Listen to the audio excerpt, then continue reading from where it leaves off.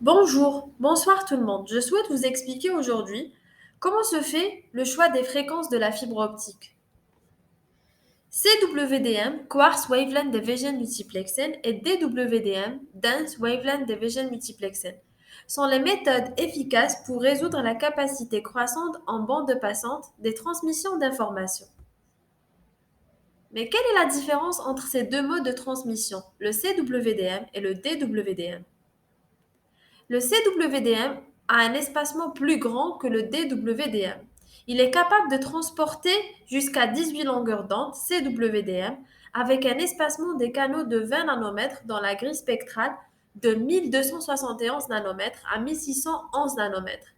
Le DWDM peut transporter 40, 80 ou jusqu'à 160 longueurs d'onde avec un espacement plus étroit de 0,8, 0,4 nanomètres, grille de J 100 GHz, 50 GHz. Ces longueurs d'onde vont de 1525 nanomètres à 1565 nanomètres, bande de C, ou 1570 nanomètres à 1610 nanomètres, bande de L.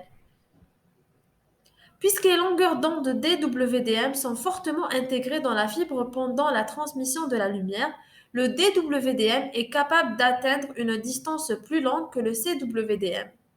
Contrairement au système DWDM, le CWDM n'est pas en mesure de parcourir une distance illimitée. La portée maximale du CWDM est d'environ 160 km, alors qu'un système DWDM amplifié peut aller beaucoup plus loin. Le système CWDM utilise le laser non refroidi, tandis que le système DWDM utilise le laser de refroidissement. Le laser de refroidissement adopte un réglage de température qui assure une meilleure performance, meilleure sécurité et une durée de vie plus longue du système DWDM. Mais il consomme également plus d'énergie que le laser non refroidi électronique utilisé par un système CWDM. Comme la portée de la distribution de température n'est pas uniforme sur une très grande longueur d'onde, l'ajustement de la température est très difficile à effectuer.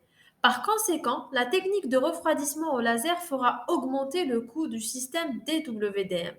Les dispositifs DWDM sont généralement 4 ou 5 fois plus chers que ceux d'un système CWDM.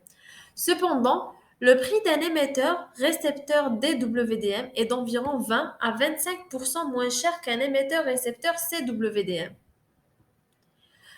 Comparaison entre les différents types de WDM existants. Quartz WDM, Dense WDM, Ultra Dense WDM.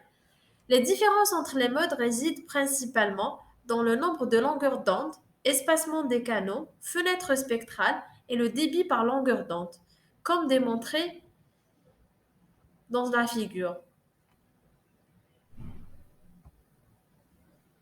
Pour résumer, le DWDM est beaucoup plus favorisé pour ceux qui demandent un nombre croissant de bandes passantes, tandis que le CWDM a toujours un avantage de prix pour les débits de connexion inférieurs à 10 Go et pour les courtes distances.